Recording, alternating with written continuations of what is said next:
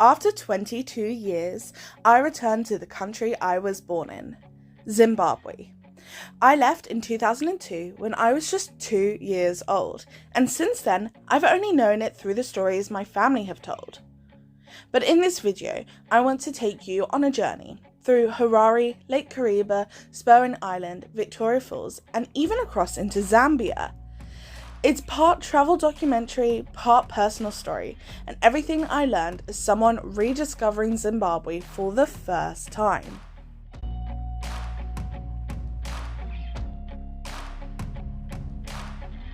Our journey started in Harare, the capital, and also where I was born.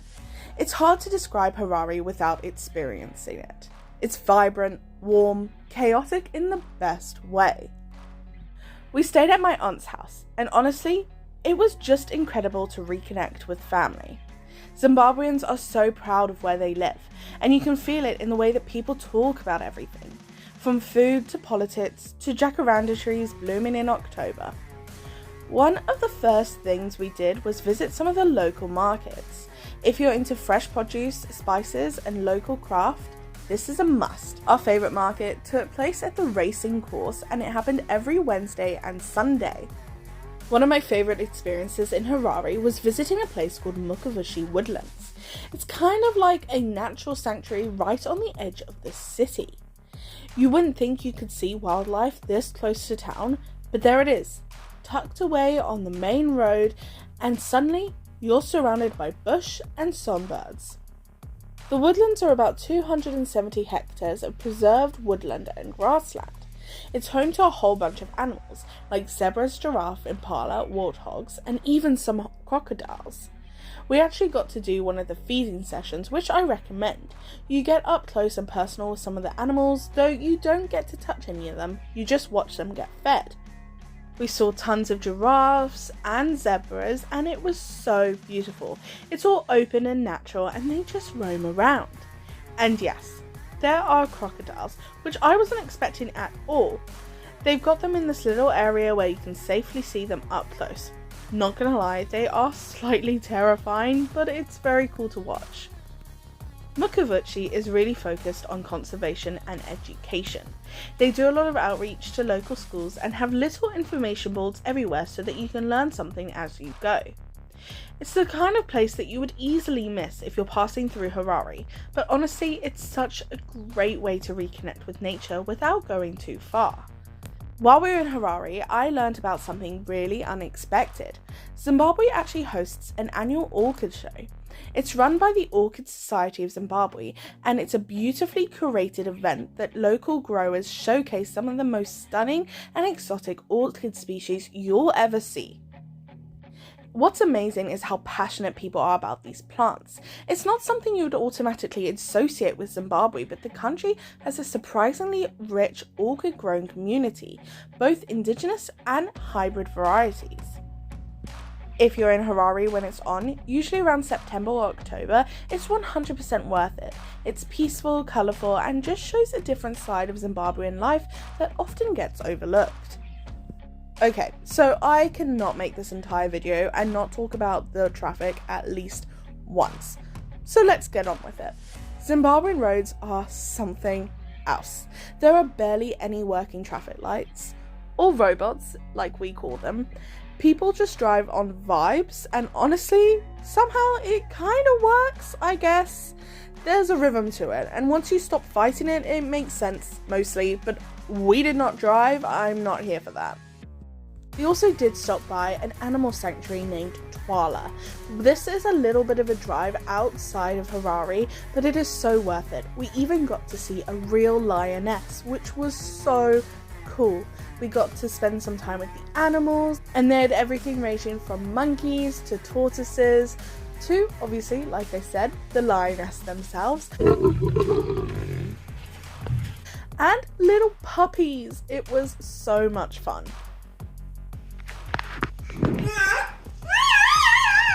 Harare's beauty is underrated. It's got that big African city feeling with open skies, jacaranda trees everywhere, and a strong sense of identity. You just feel it when you walk around. After a week in Harare, we headed up to Kariba, and honestly, the road from Harare to Kariba is insane. There are potholes so deep that they could be listed as natural landmarks. The roads have been falling apart for years, and the locals just deal with it. It took forever, and we were a bit shaken up by the time we arrived, but we got to the lake and it was so worth it. Okay, so let's talk about Kariba for a second, because this place is actually wild. First of all, Lake Kariba isn't just some local dam. It's the largest man-made lake by volume in the world. Like ever. Built in the late 1950s, it was created when they dammed the Zambezi River, which, by the way, is Africa's 4th longest river. The lake itself is also so big that it has its own weather system. Like, clouds form over it, storms happen just over Kariba sometimes. And here's something kind of heartbreaking but also fascinating. When they flooded the valley to make the lake, they actually had to do this massive rescue mission called Operation Noah, where they saved thousands of animals from drowning as the water slowly rose. It was like Noah's Ark, but in the 1950s in Zimbabwe. Today, Kariba is a huge fishing spot, especially for tigerfish. People are obsessed with catching them. When you catch a poisonous fish. I didn't even know that fish could be poisonous. We stayed at this place called Spurwing Island, a lodge on Lake Kariba, only accessible by boat. We arrived at our next destination and we are in Kariba. What were you going to say, Spurwing? Yeah. We're in Spurwing, Kariba, but we're in Kariba. Full room tour. So this is our like patio, and then you come in here and you've got 2 beds and then like a dressing table, place for the suitcase, and you come through here and you've got a nice little bathroom and a shower. Perfect. It's so cool. Once you get there, you feel like you're totally off the grid. The setup is amazing, full board meals, really friendly staff, and you can book game rides and sunset cruises. The wildlife is wild. Elephants came right up to our lodge. We did a couple of game drives and saw more elephants than I'd seen in my entire life. Plus impala and hippos in the water and loads of birds. Not to also mention the warthogs. But one thing that really stood out, the Kariba dam levels were really low. Everyone talked about it. It affects the power generation, fishing, and even tourism.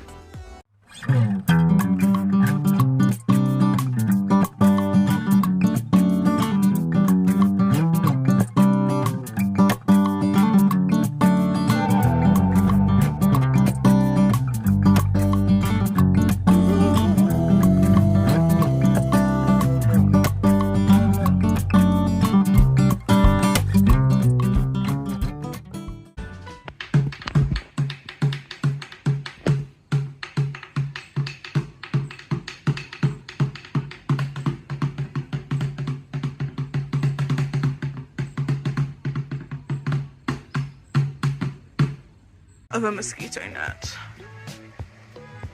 Let me show you. This is my net. There's Alex's bed. Like, if I can figure out how to open this, basically looks like that. But it's pretty cool. Hopefully, no mosquitoes tonight. I haven't been bitten by any mosquitoes yet, thank goodness. We are wearing mosquito bands.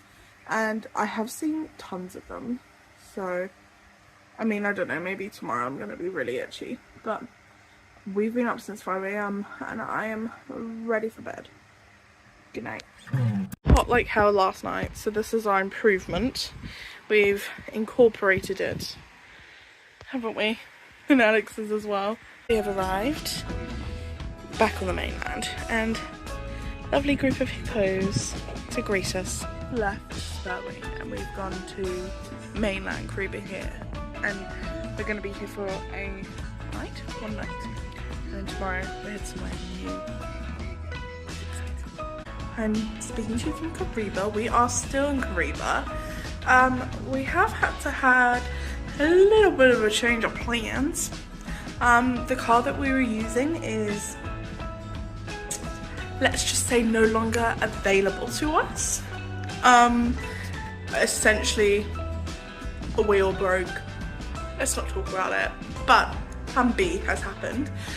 We are still going to catch the ferry tomorrow to our next destination, but hopefully someone's going to be there to pick us up with a new car so that we can keep using that in the new place. Okay, so today has basically just been trying to come up with different plans of how to make this work. Car hire companies are not exactly easy to come by in the middle of Zimbabwe. Neither is like public transport or taxis or anything like that, so it has been a bit difficult, but I think our current plan is going to work very well. So we are glad that we've got something sorted and are ready for bed. We're staying in my aunt's friend's house. It's like their second home by the lake, so we're staying here tonight. Next up, we took an overnight ferry from Kariba town to the far western side of the lake. It's long, like 22 hours, but it's peaceful. Watching the sunset over the water, sleeping in a bunk-style cabin, or on the floor like we did, and just making the most of the quiet was surreal. Took another very long and bumpy journey from Mitsubishi over to Victoria Falls. Guys, I'm telling you, those potholes are no joke. Okay, Victoria Falls. I knew it was going to be impressive, but honestly, nothing prepares you for seeing it in real life. Locally, it's called the Smoke That Thunders in the Tonga language, and honestly, that name nails it. You don't just see the falls, you hear them. You feel the mist in your lungs. It's like nature's version of a rock concert. Morning vlog. It is the next day. We had a long day of traveling yesterday, but we finally made it to it's technically our last stop in Zimbabwe, because we are returning back to Harare in a couple of days before we fly out to our last stop in Africa. But we've made it. I'm so excited to be here. I think this is like the thing I was really looking forward to in Zimbabwe, and we're finally here. Give you a room tour. This is an apartment, but we'll just give you a tour of our little room. Here's our bed. There's Alex. And then in here, there's a nice little bathroom. Nice. Truth be told, I can't remember how well I explained what happened, but basically we got the ferry from Kariba all the way to Victoria Falls. And we had a driver come and pick us up in Victoria Falls and give us a new car. So we have a car again, which is really good. Anyway, today we are going to go see the falls, and I'm so excited. We have to go, and it's hot already, and it's like 8 AM. Victoria Falls is one of the 7 wonders of the world. And now something to note, because I do not have Zimbabwean residence, trust me, I took my birth certificate to try and prove it, I unfortunately had to pay the foreign fee for all of the attractions. So this was slightly more expensive for me, ranging between $50 to $100. It is a bit pricey, but it's so worth it. When are you ever at a national? The falls themselves are about 1.7 kilometers wide and drop about 100 meters into the gorge below. That makes them the largest curtain of falling water in the world. Not the tallest or the widest on its own, but as a combo, it's unmatched. And depending what time of the year you visit, the experience can be totally different. We went in September, which meant the flow wasn't absolutely at its peak, but honestly, it was still perfect. You can still see the full rock face and the rainbows were out. You just didn't get completely drenched like you do in the wet season. There are so many different viewpoints that you get along the Zimbabwean side to go and get a good look at it. The Devil's Cataract looks so cool, and you can even swim in it. I definitely recommend bringing a poncho or a rain jacket, especially if you go in high water season, which is usually around March to May. We are in Victoria Falls at low season, so there's not much spray, but if you can hear that, that is the falls. there's definitely still a lot of water, but it is so beautiful. And this is the rainforest that surrounds it. Obviously, if you can see by the looks of us, we are sweating, but it's not just sweat, it is also spray from the falls. And it's kind of like it's drizzling in here. It's so cool. But the town of Victoria Falls? It's this chill, walkable little place built for travellers, but still very rooted in Zimbabwean culture. There's a mix of backpackers, luxury lodges, street markets and cafes. One thing that really stood out to me was how safe it felt. You can walk around the main road at sunset with baboons running past you. Pretty casual. There's also this fun mix of adrenaline and relaxation here. You can go bungee jumping off the Victoria Falls Bridge, whitewater rafting, or go on a full luxury sunset cruise on the Zambezi, where they serve you gin and tonics and hippos bob past you. I mean, it's a vibe and definitely one of the favourite things we did here.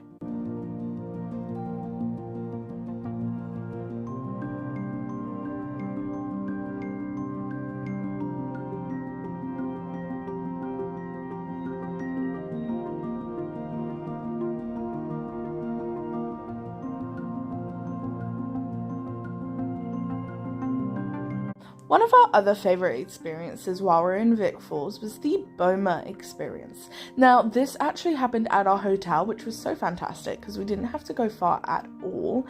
And you essentially go in, they dress you up in traditional Zimbabwean wear, and they do this like performance with food and everything. It is amazing. So you get a good chance to do some drumming, and they talk you through how to do it properly. You see some dancing, some singing, and of course get all the traditional Zimbabwean food. We tried a lot of it, a lot of the wildlife, like kudu and buffalo, and if I'm honest with you, it is probably not my thing, all those different meats. I did try a bit of everything, but I think I'm probably going to be sticking to the basics when it comes to meat, not gonna lie. Again, this is something that I would totally recommend if you're in Victoria Falls. It was so much fun. It is a little bit of a tourist trap, but honestly, you're supporting locals anyway, and it is a good time.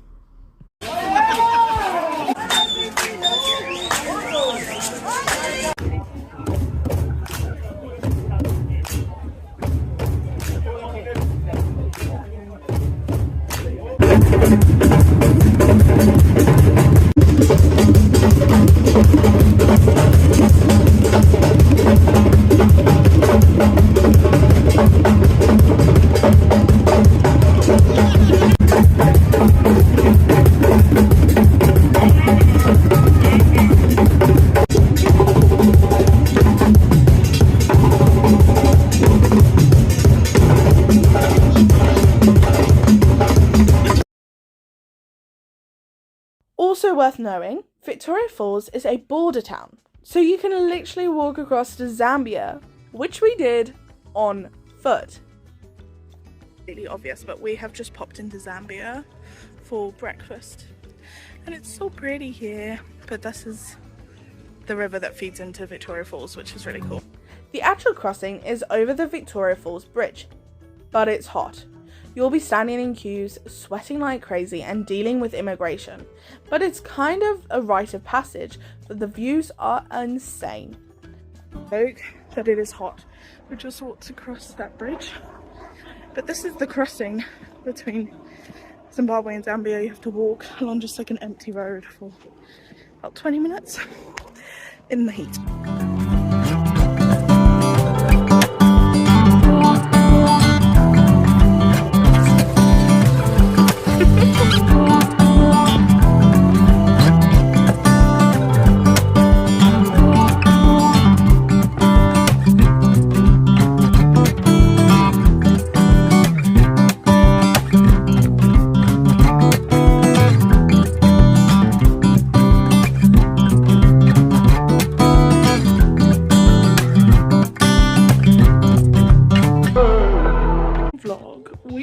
Horrendous at keeping you guys updated, but it is our last night in Victoria Falls tonight.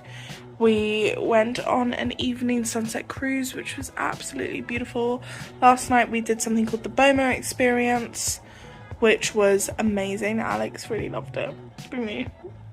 And you got to eat like kudu and impala and crocodile, and Alex even ate a worm. He did not like the worm, but he ate it and he got a certificate. Cruise company we went on was called Zambezi Vista, and they were really amazing. They're a new company, so if you're coming to Victoria Falls, check them out.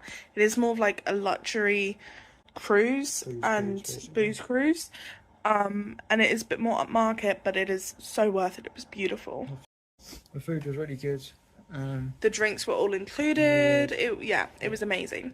Heading back to Harare tomorrow, and we've got 12 hours of traveling ahead of us, and then we've got 1 day in Harare, and then we're off to our last stop in Southern Africa before we head home. And I don't know, I feel like this trip has gone really fast, but like really slow as well. Cape Town felt like ages ago. Yeah, Cape Town feels like ages ago. Like Europe, I don't know, because we were constantly on the go, whereas here we've had a lot of downtime, time to chill, that I feel like it's gone a little slower. We need to go to bed because we have to be up at 5:30 tomorrow. So we will see you in the morning.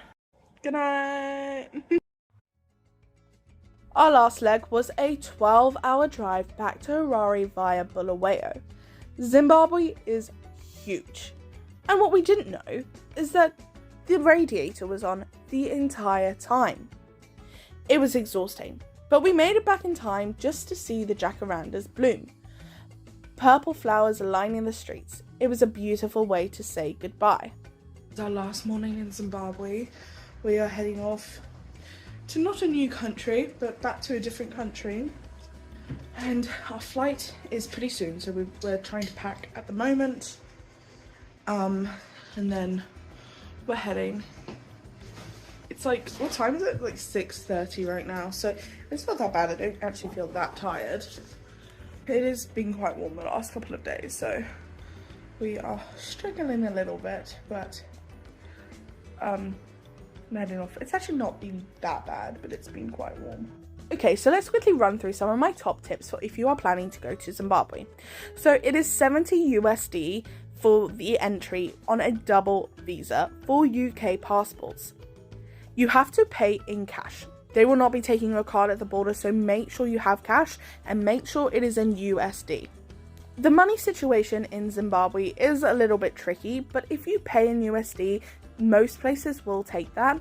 I did have a Monzo card, which is a card that you can use around the world without any fees, and we did use it once or twice in some of the supermarkets, and it did work, but supermarkets are also super expensive, so be wary of those.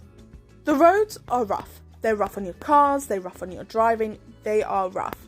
A 4x4 is really ideal, and just be very wary. It is recommended that the best times to go are between May and October because it is dry and it is best for safaris. However, if you do want to see the Victoria Falls at peak, I would recommend going in more of the wet seasons. For connectivity, you can get a local SIM. We did not bother and just relied on Wi-Fi, and honestly, it is mostly everywhere, but there are times you're not going to have any connectivity. Coming back to Zimbabwe was strange and exciting all at once. I didn't grow up here, but I still feel a deep connectivity to this place. If you're from Zim and you haven't been back in years, I hope this reminds you of home. And if you're not, maybe this gave you a new perspective on one of the most underrated countries in Africa. If you enjoyed this journey, don't forget to like and comment your Zim memories and subscribe for more travel content.